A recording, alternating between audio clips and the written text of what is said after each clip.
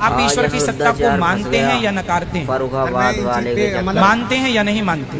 नहीं मानते। मैं ईश्वर को आप नहीं मानते। मैं मकसद जो आप कह रहे हैं कि फल की इच्छा ना करो, ठीक है। जैसे मैं मजदूर हूँ, आपके मजदूरी करने आऊंगा, मैं मजदूरी करूँ, अगर वो पैसे ना मिले तो मुझे मजदूरी करने से क्या फायदा है? कि जैसे एक गीता में भजन दिया है कि कर्म करेजा फल की इच्छा मत करे इंसान, और जैसे कर्म करेगा वैसे फल देगा भगवान, ये है गीता का ज्ञान।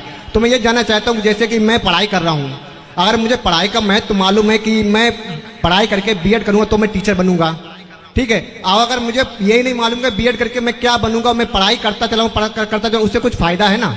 कुछ नहीं ना।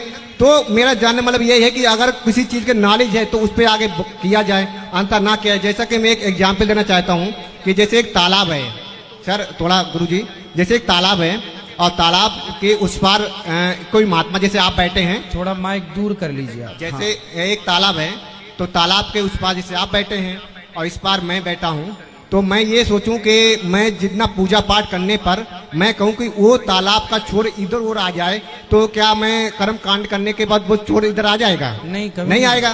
तो मेरा मकसद है कि वो कैसे क्या होगा, हम पूजा पाठ करते हैं, सब कुछ करते हैं, तो फिर महत्व क्यों नहीं मिलता उस चीज का? मुझे ये चीज का मुझे निवारण चाहिए सर आपसे। मैं फर्रुखाबाद चल के आया हूँ, मैं एक साहित्यकार हूँ, मैं कवि हूँ, तो इसलिए मैं सोचा हूँ अगर आपकी आज्ञा 4 लाइनें सबके लिए बोल दूं। सही कहा आपने कि जमीन पर पैर रखा है रास्ता चाहिए हमको, जमीन पर पैर रखा है रास्ता चाहिए हमको, मैं तिनका हूँ नदी का किनारा चाहिए हमको, मेरे पैरों में जख्म देकर वो मुझे नाजुक समझते हैं, अगर हम ठान लें दिल में वो वंजित चाहिए हमको। अगर मुझे कर्तव्य अपने निर्वाण है तो मैं अपने स्वयं कर लूंगा, तो फिर पूजा पाठ से क्या मैं तो शरीर का। सही। बहुत अच्छा सवाल है आपका, साइंटिफिक सवाल है। माइक दिए रहो बेटा इनको, अभी प्रश्न हो जाता है तो उत्तर भी होने दो। ठीक है, आपका सवाल बहुत अच्छा है, इसके लिए मैं आपको धन्यवाद देता हूं कि आपने सवाल बहुत अच्छा पूछा है। देखो, हाँ यहाँ देखो, यहाँ रिकॉर्डिंग चल रही है, आप चिंता ना करो। जी सुनो जी, बताइए सर। बिल्कुल। बात ऐसी है कि धर्म का ज्ञान होना चाहिए। गीता में लिखा है कर्मण्येवाधिकारस्ते मां फलेषु कदाचन, तू कर्म कर, फल की इच्छा मत कर। गीता में ये लिखा, जी जी, कर्म कर फल की इच्छा मत कर। क्यों? क्योंकि फल आपके हाथ में नहीं है। जी सर। जैसे किसान खेत में बीज बो सकता है, बिल्कुल, पानी और खाद डाल सकता है, जी। कितनी फसल आएगी ये किसान के हाथ में नहीं है, कितने कुंटल होगा, वो अच्छा कर्म करे, पर फसल कितनी आएगी ये तो ईश्वर जानते हैं ना। हम अच्छे कर्म करें। आप एग्जाम देने जाते हैं, बिल्कुल सही जाते हैं, मन लगा के आप करें अपना काम, कर्म करें, अच्छे हर प्रश्न का उत्तर लिखें। अब हर प्रश्न का उत्तर करेंगे, अच्छा करेंगे, तो स्वाभाविक है कर्म अच्छा होगा तो नंबर भी अच्छे होंगे, फल भी अच्छा होगा। आपने कहा कि हम यहाँ बैठ के पूजा करें तो नदी का वो किनारा इसके ये तो नहीं आ जाएगा, यहाँ तो नहीं आ जाएगा। पूजा कभी इसलिए की ही नहीं जाती कि किनारा इस तरफ आ जाए। पूजा ईश्वर का चिंतन इसलिए किया जाता है कि मेरा मन भगवान में लगेगा, संसार से मन हटेगा तो अपने आप मेरे मन को शांति होगी, और मैं जब शांत हो जाऊंगा तो भगवान की कृपा का पात्र बन जाऊंगा, भगवत प्राप्ति हो जाएगी।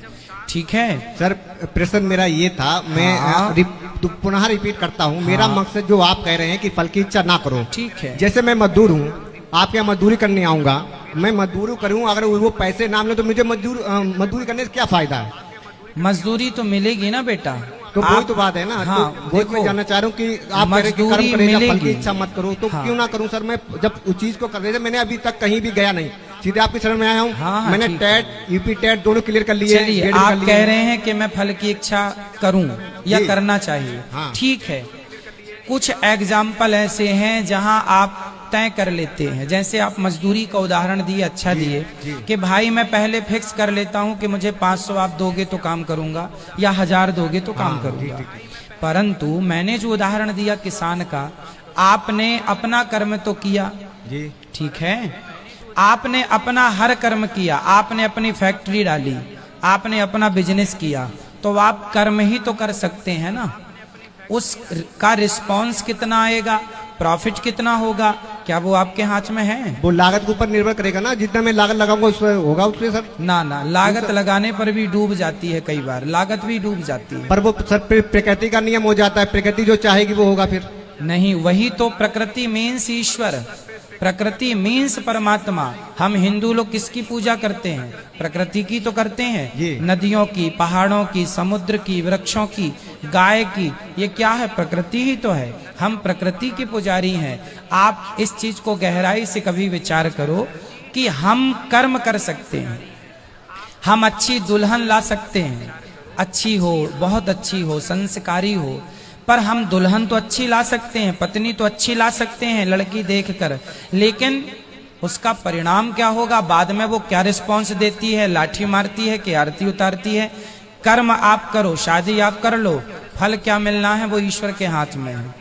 आपकी पत्नी गर्भवती हो जाएगी तो आप माता पिता का कर्म है कि आप दोनों ने मिलकर एक सुंदर से बीज को बो दिया है जो एक स्त्री के गर्भ में पल रहा है। अब बच्चा क्या होगा? बेटा होगा कि बेटी होगी, अंधा होगा कि लंगड़ा होगा, वो आपके हाथ में नहीं है। कर्म आप कर सकते हैं, फल ईश्वर ही देगा ना, कि वो कैसे आएगा। पर सर आप लड़की का बच्चे का उदाहरण दिया, जैसे कि हमने भी साइंस पे पढ़ा है कि लेडीज के एक्स गुणसूत्र होते हैं, लड़के के एक्स वाई होते हैं। जब दोनों में संबंध बनेगा, एक्स वाई होंगे तभी तो लड़का होगा, वो तो क्लियर है। तो फिर हम लोग अल्ट्रासाउंड कराने क्यों जाते हैं? लड़का है लड़की है, फिर उसमें क्या रीजन सर आ जाता है? हाँ हाँ, लड़का लड़की लोग इसलिए चेक कराते हैं, उनको तसल्ली हो जाए कि भाई बहू, सब सास लोग कहती है ना बेटा ही होना चाहिए, इसलिए वो थोड़ा बेटा के चक्कर में रहती हैं कि बेटा ही हो, इसलिए वो अल्ट्रासाउंड करा लेती हैं। परंतु ये है ना कि भाई आप माता पिता ने बच्चे को गर्भ में रख तो दिया, पर उस बच्चे का लालन पालन 9 महीने तक आप लोग थोड़ी करते हैं। वो तो कहाँ आंख लगनी है, कहाँ हाथ लगने हैं, वो तो एक ईश्वर अंदर, जो सबके अंदर बैठे हैं, परमात्मा, जिसे साइंस की भाषा में कहा जाए तो एनर्जी जी, एनर्जी है ना, ऊर्जा एनर्जी है। जी, जी। तो आप एनर्जी कहेंगे, हम उसे ईश्वर कहेंगे, परमात्मा कहेंगे।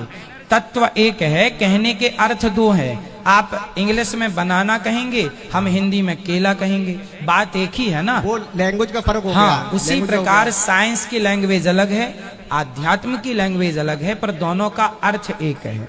ठीक है, ईश्वर ही बच्चे को डिजाइन करता है। आपकी आंखें किसने लगाई? वो प्रकृति का नियम है, ईश्वर जो माँ बाप हमारे संभोग से मिले उससे में हाँ, पुत्र पैदा हुआ। प्रकृति का नियम आपने कहा, ईश्वर जो चाहेंगे वो होगा। ईश्वर की ओर से हम सब डेवलप होते हैं माँ के पेट में। ईश्वर कोई तो है। साइंस कहता है कि यदि ये वस्तु है तो बनाने वाला कोई तो होगा। साइंस कहता है ये, यदि ये वस्तु है तो बनाने वाला कोई तो होगा। उसी प्रकार आप हैं तो बनाने वाला कोई होगा। इसलिए ईश्वर की सत्ता को, आपसे मेरा सवाल है, आप ईश्वर की सत्ता को मानते हैं या नकारते हैं? सर मैं इन चीज पे मतलब मानते हैं या नहीं मानते? नो, नहीं मानते। मैं प्रकृति को मानता हूँ, क्योंकि अगर मुझे सामने अगर ईश्वर है हाँ। तो मुझे, मैं इतनी तपस्या करता हूँ, सब कुछ करता हूँ, फिर दिखाई क्योंकि एक महापुरुष ने कहा है कि पहले जानो हाँ, फिर मानो। ठीक है। जब तक जानो नहीं तो मानोगे कैसे? कहते सही हैं है। पानी छान के पियो तभी तो पता चलेगा गुरु कौन अच्छा है कौन तो खराब है। सुनो, जानने के लिए भी तो सत्संग करना पड़ेगा। चलो आप नहीं मानते, अच्छा है, ईश्वर को आप नहीं मानते, मैं फोर्स नहीं करता, पर ईश्वर को आपने कहा कि पहले जानो फिर मानो। हाँ। तो जानने के लिए भी तो आपको सही रास्ता चुनना